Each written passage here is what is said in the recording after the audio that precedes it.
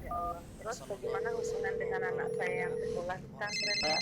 Ini mau nanya sudah bersuci atau Terima kasih kemudian Bapak. bersentuhan dengan suami, wudunya Assalamualaikum. batal. Bismillahirrahmanirrahim. Assalamualaikum warahmatullahi wabarakatuh. Alhamdulillah wassalatu wassalamu ala Rasulillah wa ala alihi wa sahbihi wa man wala. Pemirsa dan juga pendengar dimanapun Anda semua yang berada, ahlan wa sahlan wa marhaban bikum. Senang sekali kita kembali dipertemukan oleh Allah Subhanahu wa taala dalam program spesial live interaktif. Kali ini dengan tema Hidup Indah dengan Sunnah yang diampu oleh guru kita Al-Ustadz Dr. M.H. Hasan Ayatullah M.A. Hafizahullah Ta'ala. Beliau merupakan anggota Dewan Fatwa Perhimpunan Al-Irsyad. Dan beliau sudah hadir di studio Fatwa TV Jember. Kita sapa terlebih dahulu. Assalamualaikum Ustadz. Waalaikumsalam warahmatullahi wabarakatuh. Hayakallah Ustaz Nizar. Barakallahu fiik. Alhamdulillah, alhamdulillah. Ustadz, ya. Baik, alhamdulillah. Senang sekali sudah kembali bisa beraktivitas di Kota Jember, Alhamdulillah, Ustadz, ya. alhamdulillah. Baik Ustadz, semoga Allah melindungi antum dan juga keluarga dan juga Amin. memberikan kesehatan Amin. Ustadz, ya. Iyakum. Amin. Amin. Baik, pemirsa, tentunya kita akan persilahkan Anda dimanapun berada yang ingin bergabung dan juga bertanya kepada Ustadz secara langsung. Silahkan nantinya di nomor telepon 0331 544 6087. Atau juga Anda bisa mengirimkan pertanyaan melalui www.dewanfatwa.com. Dan Alhamdulillah pada kesempatan kali ini kita sudah mendapatkan beberapa pertanyaan yang masuk, kita akan bacakan nantinya. Kami juga ucapkan selamat bergabung untuk merilai program kami beberapa radio yang tergabung dalam Asosiasi Radio Televisi Islam Indonesia atau RTVC. Di antaranya adalah Radio Sahabat Tegal, Radio MDFM Probolinggo, Radio Sago FM Sumatera Barat, Radio Al-Hikmah Banyuwangi, Radio Tuah FM Riau, dan Radio Mas FM Sragen. Tapi sebelum kita bacakan pertanyaan yang sudah masuk ke meja redaksi, kita akan persilahkan satu nasihat pembuka oleh pemateri kita, Al-Ustadz Dr. M.H. Hasan Ayatullah M.A. Hafizahullah Ta'ala. Tafadhal Ustadz. Baik, jazakumullah khair. Bismillahirrahmanirrahim. Alhamdulillahirabbil alamin. Wa sallallahu wa sallama wa baraka ala abdihi wa rasulihi nabiyina Muhammad wa ala alihi wa ashabihi wa tabi'ina wa man tabi'ahum bi ihsanin ila yaumiddin, amma ba'd. Pemirsa Fatwa TV, pendengar Radio Sunnah dimanapun antum berada, di dalam Sunan Abi Dawud dengan sanad yang sahih dari sahabat Abu Sa'id Al-Khudri radhiyallahu an, beliau bercerita, bainama Rasulullah sallallahu alaihi wasallam yusalli bi ashabihi, ketika satu saat Rasulullah sallallahu alaihi wasallam salat bersama para sahabatnya dan beliau bertindak sebagai imam seperti biasa. Idh khala'ana alaihi fawada'ahuma an yasarihi. Tiba-tiba Rasulullah sallallahu alaihi wasallam melepas dua sandalnya, kemudian meletakkan di sebelah kirinya. Falamma ra'a dzalika alqaumu alqaw ni'alahum. Ketika para sahabat melihat Rasulullah sallallahu alaihi wasallam salat sambil melepas sandalnya, mereka pun segera mengikuti. Semua yang salat menjadi makmum melepas sandal mereka. Falamma qada Rasulullah sallallahu alaihi wasallam salatahu, ketika Rasulullah sallallahu alaihi wasallam selesai dari salatnya, beliau bertanya, "Ma hamalakum ala ilqa'i ni'alikum?" Apa yang membuat kalian juga melepas sandal kalian? Jawaban para sahabat, "Ra'ainaka alqaita na'alaika fa alqaina ni'alana." Kami melihat engkau melepas sandal, kami pun segera melepas sandal kami. Maka Rasulullah sallallahu alaihi wasallam menyatakan, ama innahu qad atani Jibril fa akhbarani anna fihima qadharan atau qala fihima adza. Kata Rasulullah sallallahu alaihi wasallam, sungguhnya kejadian tadi itu dilandasi ketika Jibril datang memberitahu aku bahwa di dalam atau di sandal saya itu ada kotoran najisnya, sehingga aku lepas. Pelajaran yang sangat jelas terlihat dalam hadis ini adalah sikap para sahabat Nabi sallallahu alaihi wasallam. Ketika mereka melihat Rasulullah sallallahu alaihi wasallam melakukan sesuatu, mereka tidak bertanya, apa hikmahnya, apa sebabnya, apakah ini menguntungkan, apakah ini khusus untuk antum atau tidak. Akan tetapi mereka segera mengikuti perilaku yang dicontohkan Nabi Shallallahu Alaihi Wasallam. Ini dalam sebuah gerakan. Terkadang apa yang ditinggalkan Nabi Shallallahu Alaihi Wasallam mereka ikuti, dan mereka tidak berani untuk melakukan sesuatu yang sudah ditinggal Nabi Shallallahu Alaihi Wasallam, bahkan seandainya hal itu berkaitan dengan kekayaan mereka. Dalam Sahih Muslim disebutkan oleh Ibn Abbas radhiyallahu anhuma, anna Rasulullah sallallahu alaihi wasallam ra'a khataman min dhahabin fi yadi rajul. Satu saat Rasulullah SAW melihat ada seseorang mengenakan cincin dari emas, dan ini terlarang. Ini tidak boleh dilakukan oleh laki-laki menggunakan pakaian dari emas, makan dengan piring dan gelas dari emas dan sebagainya. Fanaza'ahu wa tarahahu. Maka Rasulullah SAW mencabut cincin emas itu dari tangan sahabat tadi, kemudian dilempar. Kemudian Rasulullah SAW mengatakan, ya'midu ahadukum ila jamratin min narin fayaj'aluha fi yadihi. Apakah salah seorang dari kalian sengaja mengambil sebongkah batu bara dari api, kemudian bara api maksudnya, diambil bara api kemudian diletakkan di tangannya? Rasulullah SAW mengatakan seperti itu sambil marah, kemudian pergi. Faqila lirrajul, maka ketika Rasulullah sudah pergi, orang tadi dibilang, khudh khatamak intafi' bihi, ambil lagi cincinmu, gunakan lagi, ambil manfaatkan, meskipun tidak dipakai, dijual atau dipakai untuk istrinya atau apa. Apa jawab sahabat tadi? La wallahi la akhudhuhu abadan wa qad tarahahu Rasulullah sallallahu alaihi wasallam. Enggak, sama sekali aku tidak akan mengambil kembali. Apa yang sudah dilempar, dibuang Rasulullah SAW, aku ambil lagi? Enggak. Padahal itu merupakan suatu perhiasan yang berharga untuk sahabat tadi. Ini menunjukkan betapa para sahabat sangat berhati-hati dalam hal yang menyelisihi petunjuk Nabi Sallallahu Alaihi Wasallam. Bahkan ini bukan masalah yang diharamkan saja. Dalam hal yang sifatnya mubah, sering saya sampaikan, di antara cuplikan contohnya adalah Anas bin Malik radhiyallahu anhu. Beliau cerita satu saat Rasulullah Sallallahu Alaihi Wasallam diundang makan, kemudian disuguh dengan sepotong roti, ada maroknya. Ada marok itu semacam sayur. Kemudian di situ disebutkan oleh Anas bin Malik dalam Sahih Bukhari dan Muslim, ada dubbanya, ada semacam buah labu. Fara'aitu Rasulullah sallallahu alaihi wasallam yatatabba'u ad-dubba'a min haulis sahfah. Aku melihat Rasulullah sallallahu alaihi wasallam makan sampai betul-betul bersih dari piring yang beliau makan atau piring yang beliau gunakan untuk makan. Betul-betul dibersihkan sampai bagian akhir. Kata Anas bin Malik radhiyallahu anhu, melihat Rasulullah SAW makan dengan lahap, dan itu adalah buah labu. Beliau mengatakan, fama ziltu uhibbud dubba'a min yaumi idz. Sejak saat itu aku suka sekali makan buah labu. Ya. Gara-gara melihat Rasulullah sallallahu alaihi wasallam makan buah labu.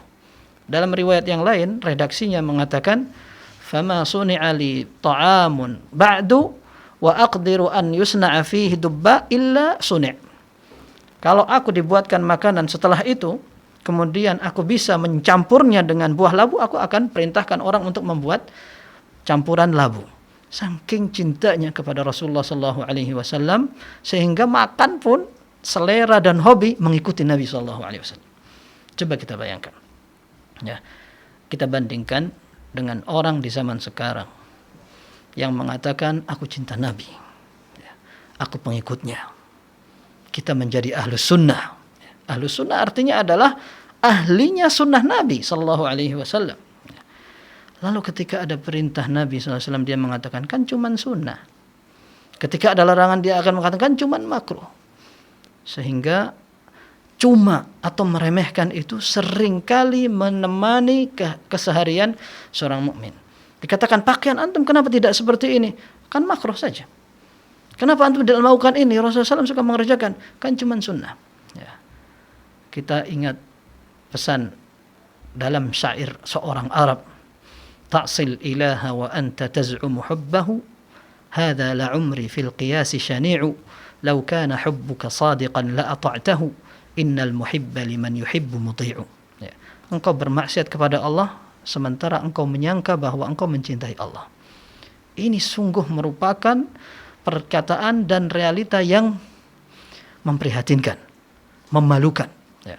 Seandainya cintamu kepada Allah itu nyata, niscaya engkau akan mentaatinya. Karena orang yang cinta terhadap sesuatu akan taat dan nurut jika diperintahkan oleh orang yang dicintai. Semoga Allah Subhanahu wa taala membimbing kita menjadi orang yang cinta terhadap sunnah Nabi sallallahu alaihi wasallam, mudah, lapang dada dalam menerima ajaran Nabi sallallahu alaihi wasallam. Kita siap meninggalkan semua yang bertentangan dengan ajaran beliau sallallahu alaihi wasallam. Wallahu taala a'lam. Masya Allah, jazakumullahu khairan Ustaz atas satu nasihat pembuka yang disampaikan untuk pemirsa dan juga pendengar Fatwa TV dimanapun Anda semuanya berada. Jazakumullahu khairan. Baik Ustaz, kita akan persilahkan sekali lagi untuk pemirsa Fatwa TV dan juga pendengar yang ingin bergabung dan bertanya secara langsung kepada Ustaz. Kami buka line telepon di 0331 544 6087. Baik, sambil menantikan pemirsa yang bergabung secara langsung, kita akan bacakan beberapa pertanyaan yang sudah masuk ke meja redaksi kami. Yang pertama Ustadz, dari saudara kita di kawasan Bangkalan. Ustadz, izin bertanya, sampai berapa hari air sumur yang kemasukan bangkai tikus itu bisa digunakan kembali? Jazakumullahu khairan Ustadz. Jazakumullahu khairan. Taib. Air sumur atau air yang terletak di bejana atau di tempat manapun, seandainya dimasuki oleh tikus dan tikus itu najis, terutama apabila sudah menjadi bangkai, dan rata-rata tikus ketika masuk ke air yang besar dia akan mati, sehingga akan berpengaruh kepada bau, warna atau rasa sebagaimana disebutkan oleh para fuqaha ahli fikih, dan itu ada hadisnya ya, hanya hadisnya lemah. Nah, dalam hal ini para ulama menganjurkan ketika ada najis yang masuk ke dalam sebuah tempat yang berisi air, maka najis itu harus dihilangkan. Najis itu diambil kemudian dibuang, sehingga air yang tertumpuk dengan najis itu akan bisa dibersihkan. Nah, ini adalah cara yang dianjurkan. Sejak kapan atau sampai kapan? Maka dari sejak bangkai itu dihilangkan, kemudian hilang bekasnya. Entah bekas itu berupa bau, warna maupun rasa. Ada sebuah hadis yang diriwayatkan oleh Imam Ahmad, Abu Dawud, An-Nasa'i, Rasulullah SAW, dan sanadnya sahih insyaallah dengan berbagai banyak jalannya. Rasulullah SAW ditanya tentang berwudu dari bi'r buda'ah, sumur bida'ah. Bi'r buda'ah ini disifati dalam hadis itu yulqa fiha an-natnu wa lahmul kilab wa 'idharun nas. Ya. Sumur ini dijadikan tempat membuang orang yang habis membersihkan darah haid. Bangkai. Kemudian termasuk kotoran-kotoran orang masuk ke sumur itu. Nah, Rasulullah SAW ditanya, bagaimana hukum menggunakan air sumur tersebut untuk berwudu? Maka Rasulullah SAW mengatakan al-ma'u tahurun la yunajjisuhu syai'un. Ya, air itu bersih, suci, tidak dinajiskan dengan sesuatu. Akan tapi ada hadis yang mendapatkan tambahan atau menjadi tambahan dari lafaz hadis ini, illa ma ghalaba ala rihihi aw launihi aw ta'mihi. Kecuali jika ada 3 unsur yang dapat merubah kesucian air tadi yang jernih, yaitu baunya, rasanya maupun warnanya. Jika seandainya berubah semua dari 3 unsur ini, maka air itu berubah dari keaslian sucinya. Para ulama mengatakan bahwa tambahan lafaz ini dhaif, lemah. Akan tetapi para fuqaha mengatakan bahwa hukumnya dipakai oleh para fuqaha. Sehingga ketika ada sumur yang tercampur atau dimasuki oleh bangkai tikus, maka segera dibuang bangkai itu, kemudian dibiarkan saja sampai hilang bau, rasa dan warnanya. Jika sudah seperti itu, insya Allah sudah bisa dipakai lagi, dan itu cepat sekali karena sumur adalah tempat yang mengumpulkan air yang banyak. Belum lagi kalau dimasuki air hujan dan sebagainya. Wallahu a'lam. Masya Allah, jazakumullahu khairan. Jadi patokannya bukan hari Ustaz ya? Wallahu Tapi alam bukan hari, akan tetapi bagaimana baunya hilang, kejernihan air itu. kejernihan Ya. itu. Taib. Ini semoga menjawab dan juga menambah hasanah keilmuan bagi saudara kita Saiful di kawasan Bangkalan. Taib, kita akan ke pertanyaan berikutnya Ustadz, dari saudara kita di kawasan Kabupaten Karimun, Kepulauan Riau. Bismillah. Assalamualaikum warahmatullahi wabarakatuh Ustadz. Assalamualaikum warahmatullahi wabarakatuh. Saya pernah membaca hadis yang berbunyi orang yang meludah ke arah kiblat maka ludahnya akan berada di antara kedua matanya. Hadis sahih riwayat Abu Daud. Afwan Ustadz, yang ingin saya tanyakan, apakah saat ini menggosok gigi dan juga membuang ludah atau dahak tidak boleh ke arah kiblat Ustadz? Dan kemanakah arah yang sebaiknya untuk membuang ludah ataupun dahak? Mohon pencerahannya Ustadz. Jazakallahu khairan. Wa jazakumullahu khairan. Iya, hadis itu sahih, benar disahihkan oleh Syekh Albani. Lafaznya adalah man tafala tijah al-qiblati jaa yaum al-qiyamati wa tafluhu baina 'ainaihi. Ya. Barang siapa yang meludah ke arah kiblat maka ludahnya akan datang pada hari kiamat di depan dua matanya. Ya. Akan tetapi wallahu a'lam, hadis ini berkaitan dengan salat. Ya, hadis ini berkaitan dengan salat. Dulu di zaman sahabat, ketika mereka salat di masjid dan masjidnya masih dibangun di atas tanah, sehingga meludah itu memungkinkan. Ya, sedangkan di zaman sekarang, ketika sudah ada karpet, kemudian keramik, maka meludah dimanapun tidak dibenarkan. Dulu di zaman Nabi Shallallahu Alaihi Wasallam, ketika meludah itu mungkin karena tanah dan mungkin sekali ditimbun atau dihilangkan bekasnya, pun Rasulullah Shallallahu Alaihi Wasallam melarang kita untuk meludah ke arah kiblat. Ya, dalam hadis yang sahih dikatakan bahwa dalam Sahih Bukhari, Rasulullah mengatakan, "Idza qama ahadukum yusalli fa innahu yunaji rabbahu." Apabila salah seorang di antara kalian melaksanakan salat, maka hakikatnya dia sedang mengajak bicara Rabbnya. Ya. Fala yabzuqanna baina yadayhi wala an yaminihi. Maka jangan sampai dia meludah ke arah kiblat, artinya di depan dia melaksanakan salat atau di sebelah kanan. Ya. Walakin an yasarihi au tahta qadamihi. Kata Rasulullah SAW, akan tetapi kalau memang ingin meludah, maka meludahlah ke sebelah kiri atau ke bawah tempat dia sholat. Nah, dan ke arah kiri ini disebutkan oleh para ulama jika seandainya di arah kiri tidak ada orang yang sholat. Apabila dia melaksanakan sholat berjamaah dan di sebelah kirinya ada orang yang melaksanakan sholat, maka tidak boleh juga ke arah kiri. Nah, ini seandainya dia sholat di masjid, kemudian di sebelah kirinya kosong, dia dianjurkan untuk ke arah kiri untuk meludah. Kalau seandainya tidak, maka di bawah kakinya, sehingga tidak mengenai siapapun. Dalam hadis tegas dijelaskan bahwa alasannya adalah karena dia sedang berhadapan dengan Allah Subhanahu wa taala, maka tidak pantas dia meludah. Tapi seandainya bagaimana sekarang di zaman ini orang ingin meludah dan masjidnya sudah bersih seperti itu. Ya, masjidnya ada karpetnya, bersih. Kemudian di zaman sekarang uruf atau kebiasaan orang melontarkan isi mulut itu tidak bagus sekali. Entah dalam keadaan sholat atau dalam keadaan di luar sholat. Ya. Maka sebenarnya ada dalam hadis Rasulullah SAW dalam Sunan Abi Dawud. Rasulullah SAW menyatakan, fa in ajila bihi amrun falyaf'al bihi hakadha. Apabila dia tergesa-gesa atau harus segera meludah, ya, tidak bisa lagi, tidak ada tempat dan dia harus segera meludah, maka hendaklah dia melakukan seperti ini. Nah, seorang rawi yang bernama Ibnu Ajlan mengatakan, yadfulu ala thawbihi thumma yaruddu ba'dahu ala ba'din. Ya. Dia meludah ke bajunya. Ya. Jadi dia mengambil sebagian dari bajunya, kemudian diludahkan di bajunya, kemudian ditutup dengan kain lainnya. Nah, ini dilakukan agar dia tidak meludah ke arah yang banyak orang.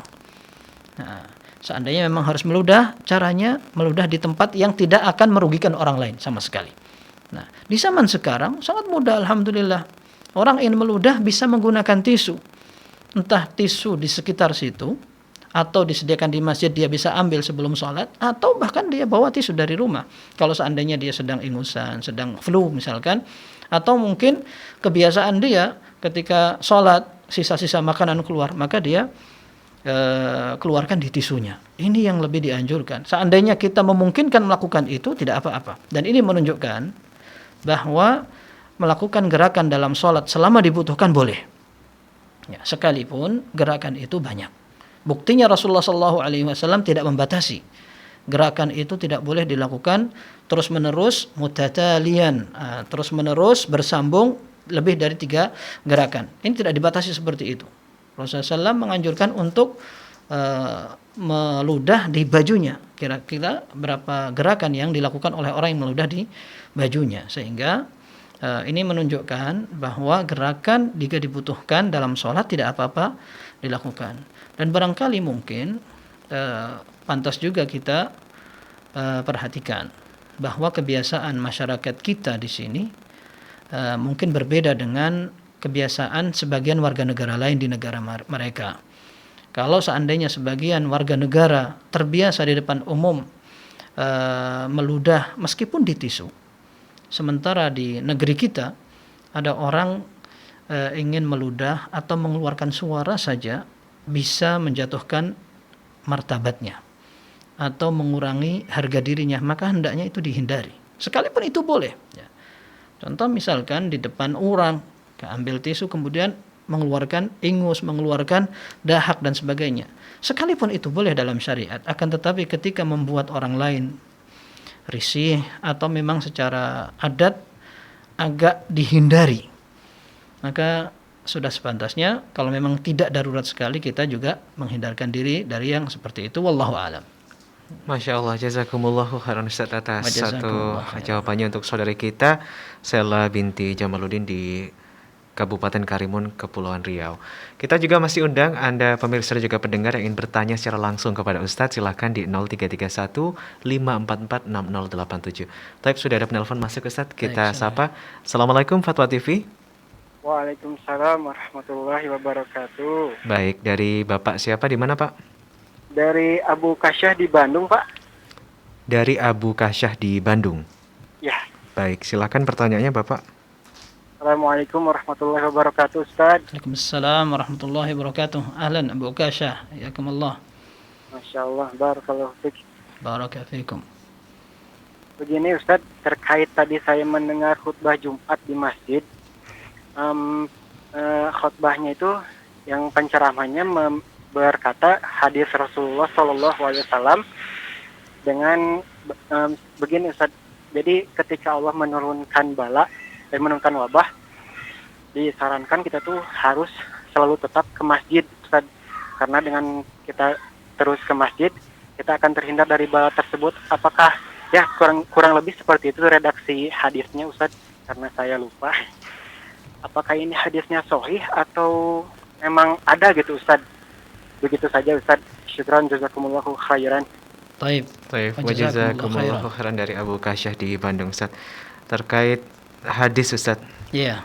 Apakah Allah saat menurunkan wabah kita tetap disarankan pergi ke masjid Ustaz? Wallahu a'lam. Ana sendiri sampai sekarang, sampai detik ini belum kebayang hadisnya apa dan redaksinya bagaimana. Akan tetapi yang ana ingat adalah ketika kejadian gerhana. Kata Rasulullah sallallahu alaihi wasallam, "Inna syamsa wal qamara ayatan min ayatillahi yukhawwifullahu bihima ibadahu. فَإِذَا رَأَيْتُمْ ذَلِكَ فَافْزَعُوا إِلَى ذِكْرِ اللَّهِ وَدُعَائِهِ وَاسْتِغْفَارِهِ." Sungguhnya matahari dan bulan merupakan tanda yang Allah buat untuk membuat hambanya ketakutan. Artinya dibuat mereka takut agar ingat kepada Allah Subhanahu wa taala. Sehingga kata Rasulullah sallallahu alaihi wasallam, apabila kalian melihat itu, hendaklah kalian segera menuju Allah. Hendaklah kalian segera beristighfar, berdoa kepada Allah Subhanahu wa taala. Dalam perintah lain disuruh untuk bersedekah. Agar dengan hal itu Allah ridha kepada kita, sehingga wabah itu agar segera diangkat oleh Allah Subhanahu wa taala. Dan ini tidak bertentangan dengan seseorang mengambil sebab keselamatan. Termasuk diantaranya adalah seseorang berobat. Ya. seorang berobat, kemudian seorang menghindarkan dari tempat-tempat terjadinya penyakit yang menular. Hadis banyak sekali dan harus diingat bahwa Ahlus Sunnah wal Jamaah memiliki metode dalam istidlal. Istidlal artinya menggunakan dalil, mengintisarikan sehingga mengeluarkan hukum dari dalil-dalil tersebut. Para ulama membahas ini dalam kaidah usul fikih. Tidak mungkin para ulama berfatwa tanpa memahami kaidah usul fikih. Orang yang ingin berfatwa tanpa memahami kaidah-kaidah tersebut, maka fatwanya akan jauh dari dalil. Termasuk diantaranya adalah mengumpulkan semua dalil untuk menerapkannya pada posisi yang tepat. Ya. Sehingga tidak diambil sebagian saja, ditinggalkan yang lain. Hadis-hadis banyak sekali yang menunjukkan tentang wabah. Terutama di zaman-zaman seperti ini, Rasulullah SAW banyak hadis yang berkaitan dengan kejadian mirip dengan situasi yang kita alami. Di antaranya adalah hadis dalam Sahih Bukhari. Rasulullah SAW menyatakan firra minal majdzumi kama tafirru minal asad. Hadis riwayat Bukhari. Kalian larilah dari penyakit lepra atau kusta, ya, sebagaimana kalian lari dari harimau. Menunjukkan bahwa ketika ada orang yang sakit di sana, kalian jangan dekati. Ya.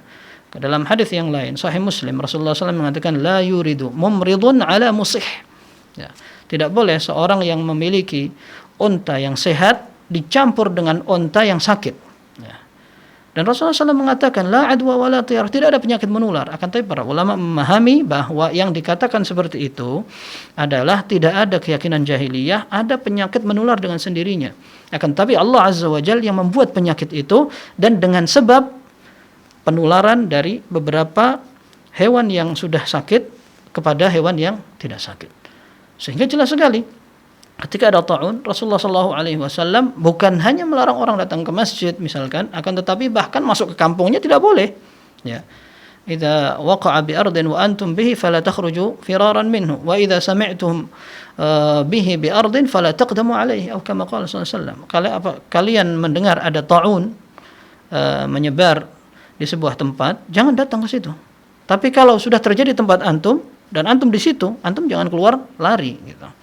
Nah, ini semua adalah beberapa hadis yang lebih dekat dengan penyakit itu dan kaitannya erat sekali dengan langkah-langkah antisipatif untuk menghindarkan diri dari tempat berwabah, penyakit dan sebagainya. Dan sangat lebih menguntungkan ketika seseorang memang berada dalam kondisi darurat sehingga mau tidak mau harus tidak sholat di masjid sementara karena dia sakit terpapar.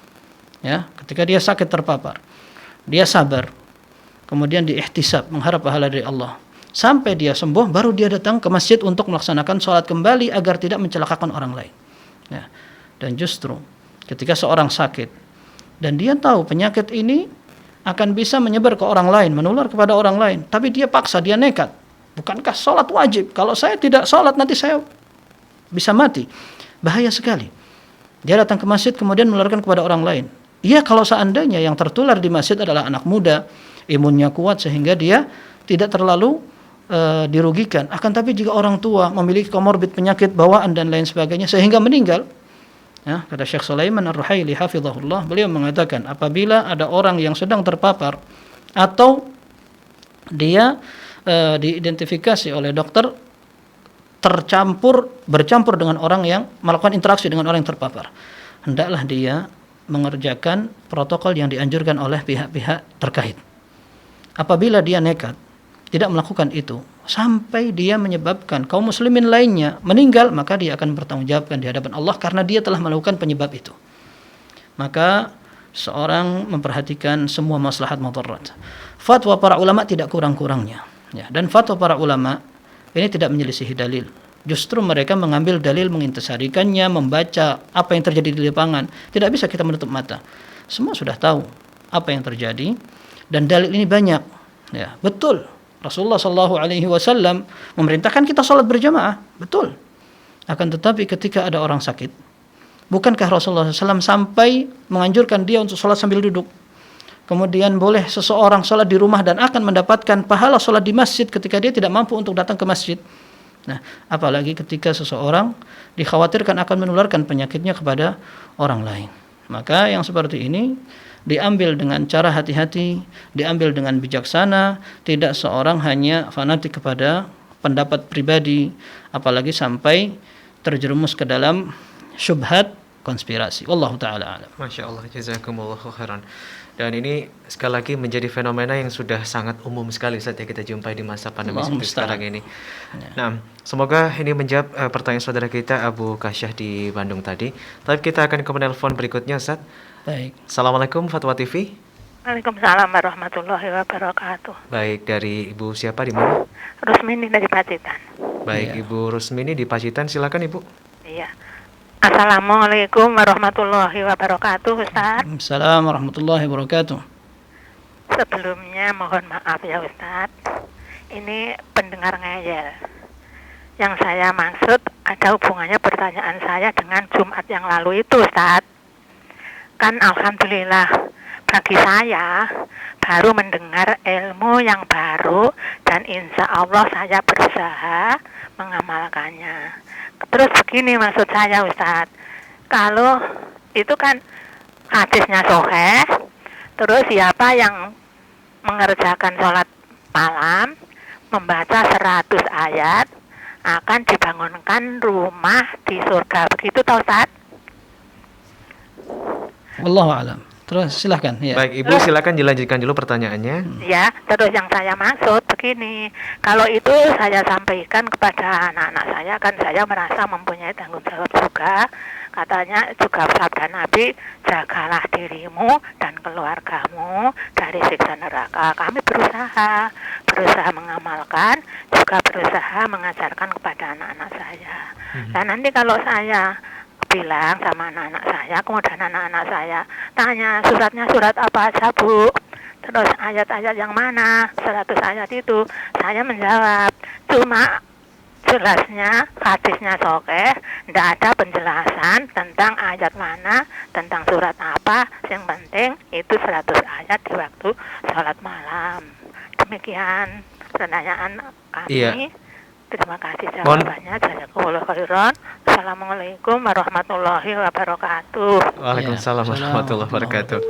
Baik, Ustaz. Mungkin beliau pernah tanya Ustaz ya di kesempatan sebelumnya. Iya. Apakah Antum masih ingat Ustaz pertanyaannya? Sering. Sering, Di Masya studio Allah. ini beberapa kali, kemudian ketika Anda di Banyuwangi juga beberapa kali. Masya Allah, Ustaz ya. Tentang Ya. sholat malam dan membaca 100 ayat, Ustaz. Ya, Baik, dan Ustaz. ini sering ditanyakan oleh Ibu Rusmini, dan semoga Allah Azza wa Jalla menjadikan Ibu Rusmini tetap istiqomah dan betul-betul bisa menjaga sholat malamnya. Amin. Dan hadis ini beliau ulang-ulang untuk semakin memastikan pahala untuk orang yang bisa melaksanakan sholat tahajud dengan membaca Al-Quran.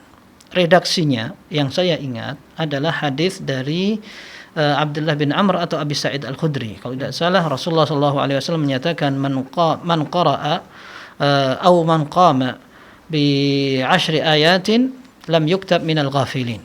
Barang siapa yang bangun malam, salat tahajud maksudnya, kemudian membaca 10 ayat, maka dia tidak dicatat sebagai orang yang lalai. Wa man qama bi 100 ayah kutiba minal qanitin. Barang siapa yang salat malam kemudian membaca 100 ayat, salat tahajudnya membaca 100 ayat, dan salat tahajud yang sering kita juga berikan jawaban bisa mencakup salat iftitahnya, salat wudunya, termasuk salat witirnya. Ya, mau dibaca di semuanya akan dihitung seperti itu. Rasulullah SAW mengatakan barang siapa yang bisa bangun malam membaca 100 ayat, maka dia akan dicatatkan sebagai orang yang taat, menjadi orang yang qanit, artinya taat kepada Allah Subhanahu wa taala, disiplin dengan ketaatan kepada Allah. Wa man qara'a bi alfi ayah, dalam riwayat lain dikatakan wa man qama bi alfi ayah, barang siapa yang bisa membaca 1000 ayat pada malam hari itu, maka kata Rasulullah SAW, kutiba minal muqantirin, ya, maka dia akan dicatatkan sebagai orang yang akan mendapatkan pahala yang sangat banyak. Qintar itu dari kata-kata qintar, seorang yang diberikan pahala sebongkah atau segepok emas, begitu. Itu artinya wallahu alam, maksudnya adalah pahala yang sangat banyak sekali. Sehingga hadis ini berkaitan dengan orang yang bisa membaca Al-Quran di malam hari. Dan malam hari maksudnya ketika dia melaksanakan sholat, entah sholatnya di sholat wudhunya atau di sholat tahajudnya atau di sholat witirnya, semua akan dihitung. Adapun tadi yang dibangunkan rumah di surga, ana lupa redaksi yang menyebutkan seperti itu, wallahu alam. Akan tetapi bangun malam dengan baca Al-Quran bagus sekali untuk dirutinkan seperti itu, Allah taala. Nah, masya Allah, jazakallahu khairan. Jazakumullah khairan. Oh iya benar, tadi yang ditanyakan adalah mengingatkan keluarga. Ya betul, itu bukan hadis bahkan, ya bukan hadis, akan tetapi Al-Quran surat At-Tahrim, ya. Ya ayyuhalladzina amanu qu anfusakum wa ahlikum nar. Wahai orang yang beriman, selamatkan diri kalian dan keluarga kalian dari api neraka. Ya. Dan itu ada dalam Al-Qur'an surat At-Tahrim ayatnya ke-8 atau ke-berapa, ana lupa. Seperti itu. Baik. Nah. Baik, masya Allah, jazakallahu khairan. Jazakumullah khairan. Semoga Allah memberikan keistiqomahan untuk Ibu Rosmini dan juga keluarga. Baik, kita akan sapa untuk penelpon berikutnya yang telah tersambung bersama kami. Assalamualaikum Fatwa TV. Waalaikumsalam warahmatullahi wabarakatuh. Baik, dari Ibu siapa, di mana? Dari Ibu Yanti di Sumatera Barat. Ibu Yanti di Sumatera Barat. Silahkan pertanyaannya, Ibu. Iya, assalamualaikum warahmatullahi wabarakatuh, Ustaz. Assalamualaikum warahmatullahi wabarakatuh. Ini mau nanya, Ustaz, apakah mendawamkan kunut pada sholat witir sendirian itu termasuk yang disunahkan ya, Ustaz? Mohon diulang, Ibu, pertanyaannya. Mendawamkan kunut pada sholat witir, sholatnya sendirian gitu, Ustaz, apakah itu termasuk yang disunahkan? Mendalamkan, Ibu. Menjalankan. Mendawamkan, membiasakan gitu, Ustaz. Oh, membiasakan. Iya. Baik. Itu saja, Ibu, pertanyaannya. Pertanyaan kedua, Ustaz, kalau sedang sakit, kalau nggak bisa berdiri sholat gitu, cara sholat duduknya gimana ya, Ustaz? Baik. Kalau nggak mampu untuk berdiri, bagaimana cara sholat duduknya? Baik. Udah itu aja, Ustaz. Syukran, jazakallahu khair. Jazakumullah khair. Wafikum barakallah. Baik, terima kasih untuk pertanyaannya Ibu Yanti di Sumatera Barat. Barakallahu fik. Ada 2 pertanyaan, Ustaz, tentang membiasakan kunut dan juga cara sholat apabila tidak mampu berdiri, Ustaz. Fadhal, Ustaz. Baik. Yang pertama adalah kunut, ya. Kunut ini diriwayatkan dari Al-Hasan bin Ali radhiyallahu anhuma, cucu Rasulullah sallallahu alaihi wasallam. Beliau mengatakan, "Allamani Rasulullah sallallahu alaihi wasallam kalimatin aquluhunna fi qunutil witr." Ya. Aku diajari oleh Rasulullah sallallahu alaihi wasallam dengan beberapa kalimat yang aku baca nantinya di salat witir dengan doa kunut. Nah, kemudian riwayatkanlah doa itu, Allahumma hdini fi man hadait wa afini fi man afait, sampai akhir doa kunut. Ini menunjukkan bahwa kunut di salat witir merupakan sebuah sunnah. Apakah mendawamkan dikatakan sunnah? Wallahu alam. Selama sunnah itu pernah diriwayatkan oleh Rasulullah SAW sekalipun sekali, boleh dilakukan terus menerus. Wallahu alam. Sebagian ulama mengatakan agar tidak dikesankan wajib, maka tidak perlu dilakukan terus menerus. Seperti sebagian mazhab dalam menyikapi bacaan sholat subuh di hari Jumat. Menurut sebagian mazhab tidak boleh seseorang membaca alif lam mim tanzilus sajadah, tanzil kitabil la raiba min rabbil alamin, maksudnya membaca surat as-sajdah dan surat al-insan di rakaat kedua pada sholat subuh hari Jumat. Nah, kenapa? Karena khawatir akan dipahami bahwa itu adalah sebuah kewajiban. Nah, ini tentunya menjadi alasan lain, ditinjau dari faktor lain. Akan tetapi hukum asalnya ketika sebuah ibadah sudah pernah dinukil dari Nabi SAW, maka tidak mengapa seorang membaca itu dipraktekkan sebagai kebiasaan salat witirnya. Wallahu alam. Yang kedua, berkaitan dengan sholat orang yang tidak mampu berdiri, tidak apa-apa, sebisanya. Rasulullah SAW menyatakan shalli qa'iman, sholatlah sambil berdiri. Fa illam tastati' fa qa'idan, kalau kamu tidak mampu untuk sholat sambil berdiri, sholatlah sambil duduk. Fa illam tastati' fa ala jambin, kalau kamu tidak mampu sholat sambil duduk pun, maka sholatlah sambil berbaring. Sehingga sholat yang dilakukan oleh seseorang itu tidak gugur dalam kondisi sakit apapun. Ketika dia mampu hanya sambil duduk, maka dia lakukan sambil duduk. Duduknya bagaimana? Sebisanya. Ya, ketika seorang memang sakit, tidak mampu sujud, bisanya hanya duduk di atas kursi, maka duduk di atas kursi. Kalau seandainya bisanya duduk di atas kasur, maka duduk di atas kasur. Ya, sebisa dia.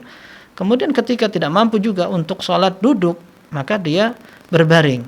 Kalau masih bisa ala jambin, miring tidurnya sambil menghadap kiblat, itu yang lebih afdal. Kalau sudah tidak bisa, maka tidak apa-apa. Dia sholat sambil terbaring, bahkan hanya dengan isyarat mata, tidak apa-apa. Yang jelas, ini menunjukkan kemudahan dalam syariat Islam untuk melakukan sholat. Selama dia masih mampu, kewajiban sholat itu tidak gugur dan dia lakukan sesuai dengan kemampuannya. Ini dalam masalah sholatnya, termasuk dalam masalah berwudu atau bersuci. Kalau seandainya tidak mampu dia menggunakan air wudu karena sakit, seandainya dipakai dengan air akan bertambah sakit dan sebagainya, maka tidak apa bertayamum seperti itu. Allah taala alam.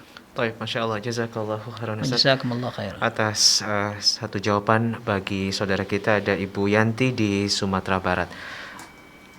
Baik, kita akan undang kembali untuk Anda yang ingin bergabung, silakan di 0331 544 6087.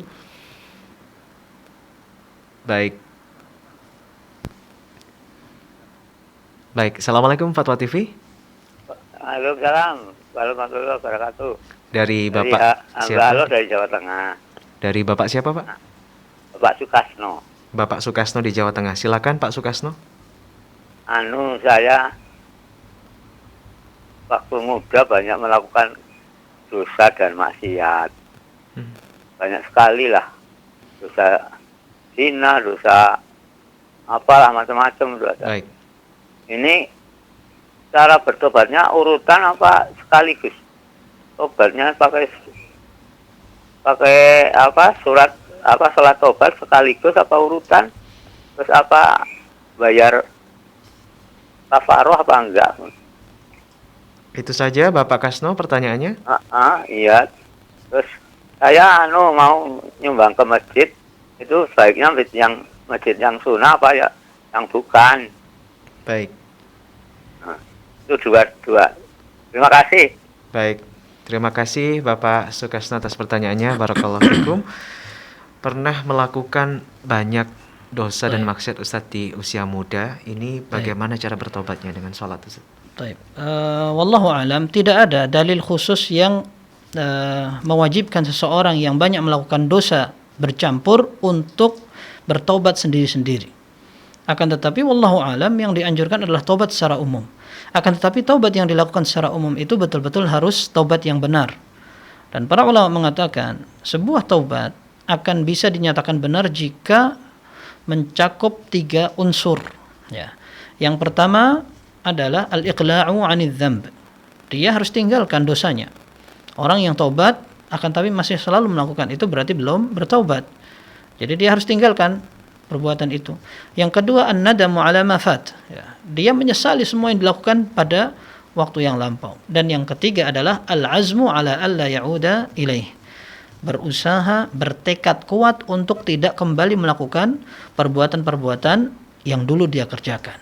Nah, apabila perbuatan dosa yang dilakukan itu berkaitan dengan hak orang lain seperti mencuri, merampok dan lain sebagainya, maka ada tambahan yang keempat, yaitu raddul mazalimi ila ahliha. Dia harus mengembalikan hak-hak yang dulu pernah dia rampas, atau dia minta maaf kepada orang-orang yang pernah dizalimi. Nah, ini adalah rukun-rukun taubat seseorang, dan tidak perlu dia misalkan bertobat dari zina sendiri, bertobat dari minum arak sendiri, bertobat dari judi sendiri, mencuri sendiri dan membunuh sendiri. Tidak perlu seperti itu. Di antara dalilnya adalah para sahabat Nabi sallallahu alaihi wasallam ridwanullahi taala alaihim, mereka dulu ada yang nyembah berhala, syirik, melakukan kesyirikan. Kemudian ada yang minum khamar, minuman keras, ada yang membunuh saudaranya, ada yang berzina juga sama. Akan tapi tidak ada sebuah dalil yang menunjukkan ketika ada orang masuk Islam disuruh oleh Nabi Shallallahu Alaihi Wasallam untuk bertobat dari masing-masing perbuatan dosa yang dilakukan. Di list ini dosanya ini kemudian masing-masing ditobati. Tidak. Akan tetapi secara umum dia bisa melakukan tobat sekaligus. Akan tetapi kita ingatkan tobatnya harus benar-benar dipraktekkan dengan apa yang kita sebutkan. Menyesal, kemudian ditinggalkan, kemudian berjanji untuk tidak kembali lagi dalam perbuatan dosa yang pernah dia lakukan. Apabila dia melakukan kesalahan kepada orang lain dan ada haknya, kita kembalikan, seperti itu. Dan berdoa kepada Allah agar diberikan kekuatan, istiqomah, mencari kawan-kawan dan komunitas yang baik sehingga mendukung dia untuk selalu istiqamah dalam hijrahnya. Pertanyaan yang kedua adalah berkaitan dengan dia menyumbang kepada siapa, dan seandainya kita tahu ada masjid yang menerapkan ajaran Nabi Shallallahu Alaihi Wasallam, jelas itu lebih utama karena akan masuk ke dalam firman Allah, wa ta'awanu 'alal birri wat taqwa. Ya. Dan tolong menolonglah kalian dalam kebaikan dan ketakwaan. Ketika seorang tahu di masjid itu dilakukan, ditampakkan simbol-simbol sunnah ajaran Nabi Shallallahu Alaihi Wasallam, lalu kita menyumbang dengan mushaf, kita menyumbang dengan kamar mandinya, kita menyumbang karpetnya dan sebagainya, lalu digunakan untuk aktivitas-aktivitas ajaran Nabi Shallallahu Alaihi Wasallam, insya Allah kita akan mendapatkan pahala yang banyak, insya Allah. Wallahu ta'ala. Insya Allah. Ustadz, ada sedikit yang mungkin tertinggal Ustadz berkaitan dengan 3 hal tadi. Apabila orang yang telah kita ambil haknya sudah meninggal Ustadz, ini bagaimana cara membayarnya Ustadz? Baik, apabila sudah meninggal, para ulama mengatakan bisa dicari ahli warisnya. Kalau misalkan tidak bisa lagi, seperti sudah tidak diketahui ujung pangkalnya, maka bisa bersedekah atas nama orang yang dizalimi tadi. Wallahu alam seperti itu, sambil dia memperbanyak amal soleh, sehingga bisa menggugurkan dosa-dosa yang telah lalu. Wallahu taala. Jazakallahu khairan Ustaz untuk jawabannya untuk saudara kita Bapak Sukasno di Jawa Tengah. Tapi kita sapa kembali penelpon yang sudah bergabung di kesempatan kali ini. Assalamualaikum Fatwa TV. Waalaikumsalam warahmatullahi wabarakatuh. Baik, dari Bapak siapa dan di mana Pak? Ya, saya hamba Allah dari Jakarta. Hamba Allah di Jakarta, silakan Pak. Ya, mengenai hukum memperlama sujud terakhir. Kebanyakan maaf orang kan sujud terakhir saja yang lama. Apa ada penyimpangan seperti ini? Dan dalam hadis Rasul yang saya pernah dengar, ya, sedangkan kalau Rasul itu kan duduk di antara itu kan hampir sama. Bisa dijelaskan kembali Ustadz, itu aja. Baik, ini yang Bapak tanyakan untuk sholat berjamaah sendiri atau bagaimana Pak? Ya, munfarid mungkin ya, sendiri. Sholat sendiri Pak ya? Iya, biasanya kalau jadi hanya sujud terakhir aja kebanyakan orang tahunya yang diperlama. Baik, terima kasih Bapak. Assalamualaikum warahmatullahi wabarakatuh. Assalamualaikum warahmatullahi wabarakatuh. Iya. Ini berkaitan dengan hadis yang sering kita dengar. Rasulullah SAW mengatakan, aqrabu ma yakunu al-'abdu min rabbih wa huwa sajid fa aktsiru fihi ad-du'a. Kata Rasulullah SAW, kondisi terdekat antara seorang dengan Allah Azza wa Jalla ketika dia sedang sujud, maka perbanyaklah doa di situ. Dalam riwayat lain dikatakan, wa ammas sujud fa aktsiru fihi ad-du'a fa qaminun an yustajaba lakum. Adapun sujud, maka perbanyaklah doa karena dalam kondisi sujud itu lebih pantas untuk dikabulkan doanya oleh Allah Subhanahu wa taala, sehingga sebagian kaum muslimin memperpanjang sujudnya. Akan tetapi kebiasaan mereka akan memperpanjang sujud yang akhir saja, dan ini pernah diingatkan oleh Syekh Utsaimin hafizahullah, Syekh Ibn Utsaimin rahimahullah. Beliau mengatakan bahwa ini bertentangan dengan kebiasaan salat Nabi sallallahu alaihi wasallam. Beliau apabila salat, dalam riwayat yang sahih dikatakan ma khalal qiyama wal qu'uda qariban minas sawa. Ya, jadi kebiasaan salat Nabi sallallahu alaihi wasallam di semua gerakan-gerakannya selain berdiri dan duduk biasanya imbang rata-rata. Ya, rukuknya, i'tidalnya, duduk di antara dua sujud, kemudian sujudnya, duduk istirahat itu hampir sama. Ya. Selain bangun, berdiri ini panjang sekali Rasulullah SAW. Kemudian duduk ketika beliau tasyahud itu akan lama sekali. Nah, sehingga tidak di rata-rata. Yang di rata-rata adalah selain bangun, berdiri, dan selain duduk. Ini kata Rasulullah dalam hadis yang sahih, Rasulullah SAW salatnya adalah imbang. Rukuknya seberapa ukuran, kemudian sujudnya seberapa ukuran, sehingga ini juga disebutkan oleh Syekhul Islam Taimiyah rahimahullah, ketika seorang yang akan panjang salatnya, kemudian otomatis rukuknya diperpanjang, maka sujudnya pun diimbangkan.